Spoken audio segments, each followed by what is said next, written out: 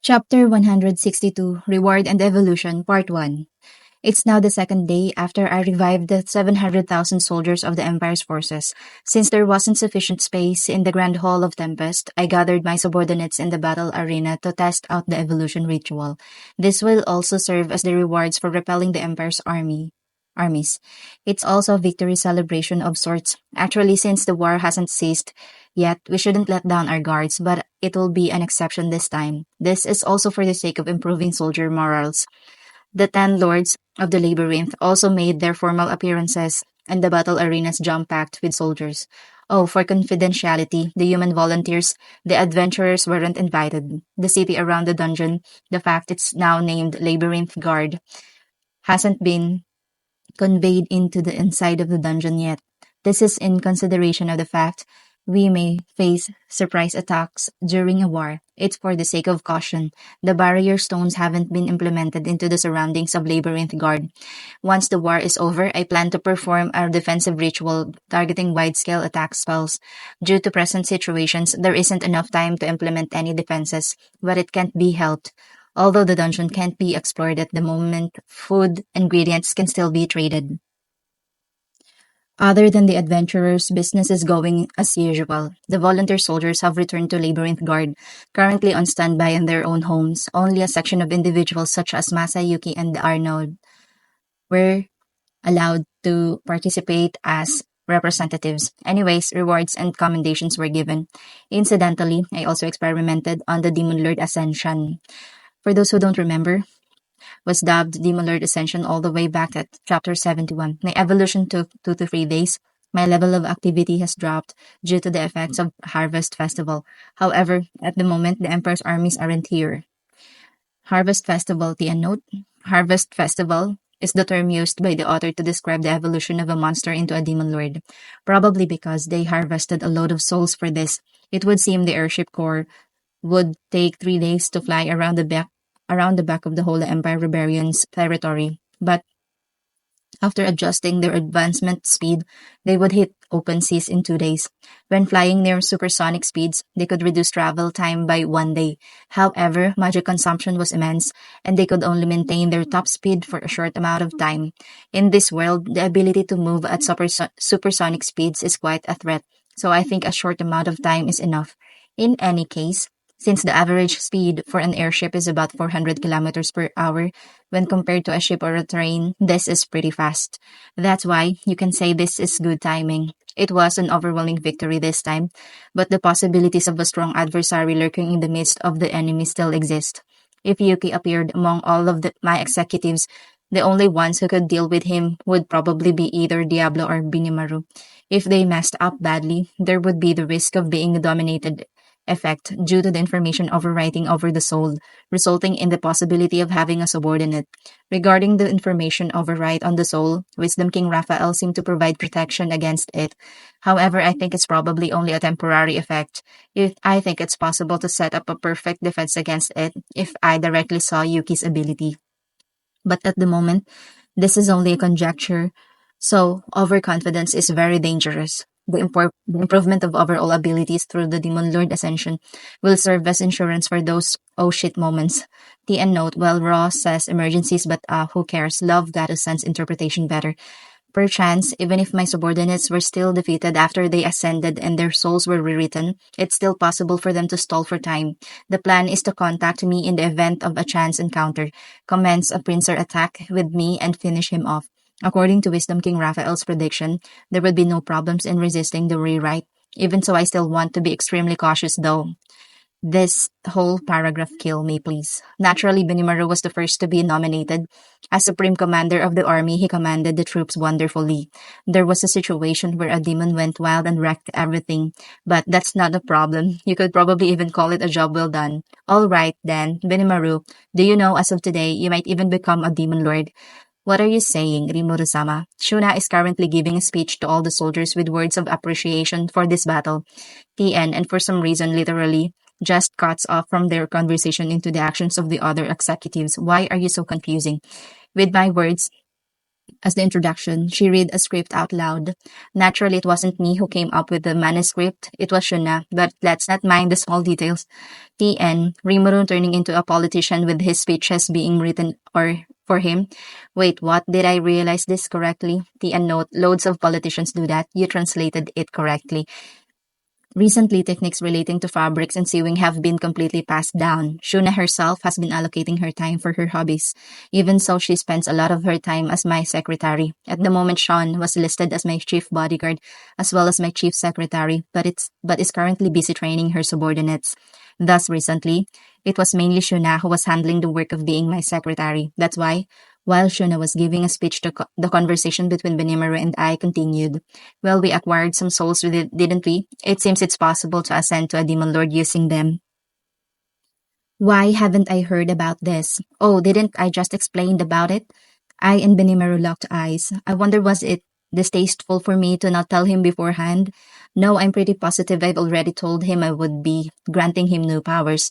For the moment, I did say I'll bestow power to you. No, no, no. Wouldn't one usually think it would be some kind of weapon? Moo, moo, moo. If you say so, it might be, but there wouldn't be much change, right? There will be. We once again locked eyes with each other. The stare was broken this time by Benimaru's sigh as he gave up. He seems to have decided to prepare himself. You may have resigned yourself to this, but I'm sure there won't be any significant differences. It's not just me, right? What are you thinking? Good question. In my case, my magic essence and my magic increased tenfold, and everyone so linked to me was bestowed a blessing. It's unknown how it will turn out this time, but it's certain that we will drastically increase in power. But this guy was stronger than I was before I ascended. If he underwent the same evolution, wouldn't he be stronger than I am now? To be honest, I feel a sense of anxiety. Basically, I don't think my follower will betray me, but the possibility of them unable to control their powers and go berserk couldn't be denied. Although Veldora is nearby, someone of my level going berserk, or rather an unreasonable level, would be a serious matter. Hence, I'll start off with performing the evolution ritual on only one individual to make an absolute confirmation. I explained the circumstances to Benimaru, and he seemed to have understood, and he boasted he would definitely not go berserk. What a reliable thing to say. As soon as speech ended, I quickly tried to reward him. You have done well in this battle. You will be known as Wrathful King, Flare Lord, from today on. Changed from angry to rageful. The end note changed from rageful to wrathful. I felt the latter had more impact. Haha, I am thankful for this blessing. The ceremony was performed. He was usually friendly, but as expected, before his soldiers he was their supreme commander. Benimaru has perfectly differentiated between public and private. Wrathful it meant extreme anger. Benimaru was usually impatient, but now he could calmly control his anger. His nature is like that of a raging fire. As one of the demon lords who serve me, there is no better name than this. TN, oh, $10 on someone finding a better name than him. TN note actually means demon king. I don't even know why we call them demon lords in English instead. But in the raw, it fits pretty well. So would this be a second name or a rank? TN beats me. You already have a storyline that's more complicated than Legend of Zelda. Announcement. Using fixed quantity soul 100,000. Will you evolve individual name Benimaru? Yes or no? Yes. When I had commemorated him, I have also simultaneously sent 100,000 souls from the corridor of souls to Benimaru. Once the souls were awarded, Benimaru's evolution had not begun. There was no change. Did it fail? There seems to be another condition. This problem seemed to be on my end. I heard the voice of the world. It seems procreation becomes impossible after evolving from an ogre to a demon lord, because the concept of lifespan would disappear. The ability to make a child does not seem necessary. Regretfully, until I complete my job as the leader of my species, I cannot complete the evolution. In other words, you wouldn't evolve unless you bear kin. TN. Okay. TN note. Big thanks to Lion San for the fun idea. XD. In all honesty. TN. Okay. TN note. Big thanks to Lion San for the fun idea. XD. In all honesty. Though He alongside his kin are the last ogres, so it's justified. Umu, that's how it is. Benimaru and I locked eyes again. There were a lot of stare downs today, but my gaze was overwhelmingly stronger. The end, why did I translate this? Feeling uncomfortable, Benimaru's eyes started to sway. The end, let me go grab a chair and some rope. Okay, I'll be quiet now. You better be resoluted, Benimaru. Why, how did this happen? Okay, for real this time, I'll be quiet. The end. I whispered silently, Momiji, come forth. I hereby recognize the binding of souls between you and Benimaru. I declared with a loud voice. Benimaru looked down with his bright red face. However, a smile is engraved onto his mouth. He looked pretty happy. Although he seemed like a hardliner, he was a pure man at heart. I didn't dislike this, but if I left him alone, he'll end up single till the end. Well, I am in no position to judge others about such things, though. The end. What? Because you're forever a virgin. The end note. Does he even have a virginity to begin with? Shuna, looking surprised, had widened her eyes, but it seems she intends to bless her older brother. The arena echoed with blessings and outcries of jealousy. Benimaru and Momiji received congratulatory words. Well, it is only an announcement now, but after the ascension ceremony, that was our victory celebration in name ended. I'm going to have to host Benimaru's marriage. Benimaru and Momiji seemed happy. After I told them to come off the stage, I ordered Shuna to prepare. Momiji bowed down joyfully to me and left clinging to Benimaru. The cheers did not stop sounding for a while. Once I raised my hand, the cheers finally silenced. When there isn't time later on, I'd like to bless them just as it is. But for now, this ceremony takes priority.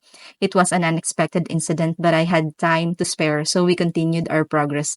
Consequently, it was Gobta. Gobta went up onto the platform. For you, no reward. So it was declared, that's terrible, Sue. Then why did you call me up here? That's a good question. There is no reward for you, but instead I'm going to bestow you a right. A right to? Gobta was confused, unable to fully understand the meaning of my words. He had a confused expression on his face. Does he have no confidence in the words right? I look at Gobta's confused expression with a broad grin. You are given the right to converse in a casual tone with me. The end note, basically Rimuru is telling Gob that he can talk casually with the King of Tempest as he would with his pals, which he already does to be honest. So I declared. With these words, an even louder outcry of jealousy, even greater than the previous one towards Benimaru, was aimed towards Gobta. The end note, Rimuru still best waifu. They get more jealous of something talking to her casually than someone marrying Mumiji. Even Sean and Shuna were staring at Gobta with scary gazes. They seemed to be jealous, or rather, I usually told them they could converse with me in a casual tone, but they looked like they were having difficulties. Meanwhile, there were plenty of complaints given to Gobta for being given the right to talk casually. Because it was troublesome, I decided to recognize it as a right. After all, this tone is something like a dialect. It doesn't mean they're being disrespect to me. It's clear when I looked into his eyes. Gobta had eyes that didn't even mind death for my sake. For fundamentally, you wouldn't give medals of honor or money to a general class. They wouldn't need it. Giving a territory would probably also be meaningless since they can't govern it anyways. As for weapons and armor, since he had Ranga as well as their union skill, it also wasn't necessary, so I was troubled in finding the proper reward. Well, honor and authority were options. A system of formality wasn't necessary for us monsters, though. I just do what I want to do. Gobta seemed joyful. Thank you very much, too. Afterwards, he bowed to me in a 90-degree angle and waited in line. It's delightful not having to deal with the formalities. He was probably also trying to fix his tone. However, it didn't seem to work. That seemed to be the best reward for Gobta. For that, I too am happy. Finding the appropriate reward was truly difficult. By the way, speaking of Gobta, Ranga is next. As I called him, he silently emerged from my shadow. Ranga, you've been a great help to Gobta. I give you my thanks. Well, from today on, you may call yourself Star Wolf Lord, Star Lord. Ranga gave a bellowing roar and accepted it. And then I began the ascension ritual. Unlike Benimaru, Ranga immediately began evolving. Like what happened to me. The harvest festival has begun. Ranga immediately went back into my shadow and fell asleep. Perhaps his Star Wolf subordinates will also receive a blessing gift from him. Whatever happens to him after his evolution is sure to be great. Ranga running out of control didn't seem like it was something that we needed to worry about. Safely back in my shadow, Ranga went back to sleep. I called forth Gabil. With the 3rd Army Air Corps, he performed an excellent aerial dogfight. When I gave him my words of appreciation, Gabil meekly, there's still a lot of to improve upon. People were injured by my command. I still have a lot to improve upon. For the sake of using dragon warriorization freely, we're willing to put in the effort. He answered so. He seems to be determined. I felt nostalgic. I remember the time when he got defeated by one of Ranga's subordinates when going with the flow. His tendencies to get cocky was settled down. He has become an experienced general who can perceive his surroundings.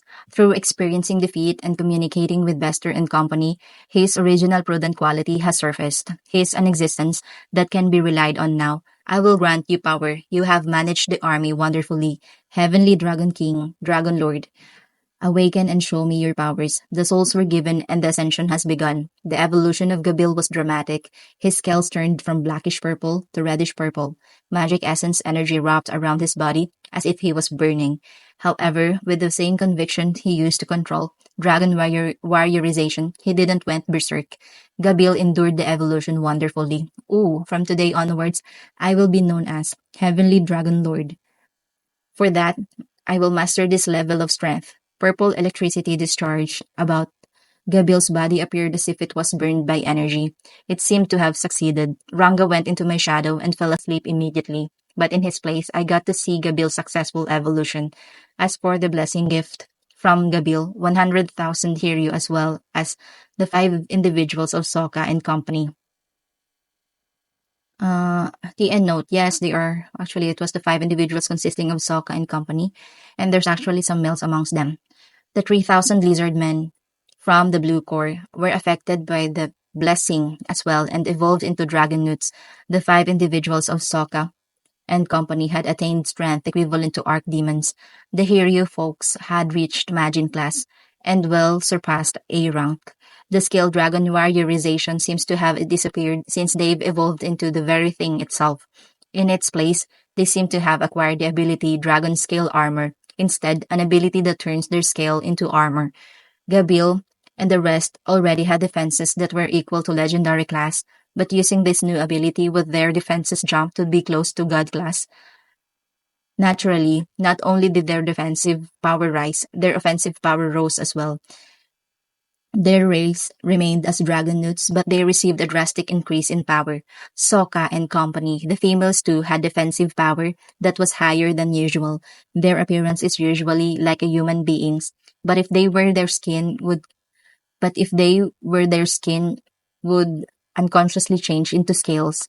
The end note, in case anyone forget, the female dragon newts have a human-like form since they desired it, but the males look like winged lizard men since they find no need for a human form. Perhaps when using dragon scale armor, the distinction between males and females may become impossible. Through time, the reddish-purple scales had gradually faded back to their original blackish-purple, but the brightness as well as the depth within the scales have been increased compared to before. It had obsidian-like artistic quality. Even one piece of the scale seemed to fetch a high price. Well, they'll probably dislike it though, so there's no point asking. However, because I called Gabil as a king, splendid horns had protruded from his forehead. Due to Gabil's conceited air, it complimented him well, but that's all good. This was suitable for a heavenly dragon lord. He had an excellent evolution that united power with dignity. Unlike my evolution, he completed his evolution without the need to sleep. To sleep. He was quite suitable to be the king of my subordinates. Heavenly Dragon Lord was born. Next, Next, the people who participated in the capital defense battle on the surface. These 3 were Gerudo, Shon, and Diablo. There doesn't seem to be any danger of them going berserk, but just to be safe, we'll do it one by one. I will give out my words of appreciation and grant power to them, starting off with Gerudo. However, I am thankful for the proposal, but isn't there a person more qualified than I am? In this defense, Rimuru-sama assigned Carrera-san as my support. If she wasn't there, the defensive battle would have been a lot more difficult. He declined the awakening to Demon Lord with the power of his spirit. It's just a jest, but the rampage of the Orc Demon Lord Orc disaster was probably another reason. The North. The note. Orc Disaster was the orc that led the orc army against the lizard man and destroyed most of the ogres, but was eventually defeated by Rimuru early on. Gerudo probably wouldn't run out of control, however, I can clear away his uneasiness. Besides, this is probably also a form of atonement. He was a person that once carried the responsibility of spreading calamity within the great Jura forest when they were out of control. His eyes shone with a strong will and unbending determination. I understand, then strive harder in order to perform a suitably distinguished military service. However, there is no denying that the defense battle was splendidly executed. Your work was without a doubt wonderful. Above all, from now on, you will be playing an active role in the construction of the city. This time, I will grant this to you. From today on, you will be known as Barrier Lord. T and note the kanji meant something like Guardian Conqueror. After saying so, I took out the remodeled legendary ranked equipment that I attained during the war and granted it to Gerudo. There was a mixed response in Gerudo's Yoki. This piece of equipment will be Gerudo's private arms. The difference between myth class and legend class is based on the user's own level of skillfulness with the arms. The arms would constantly evolve over time. However, the speed of the evolution rises incredibly when it's wielded by a skillful or owner. Because Gyarados' ability is specialized in defense, even if it's legendary class equipment, his defensive power will probably rival a god rank.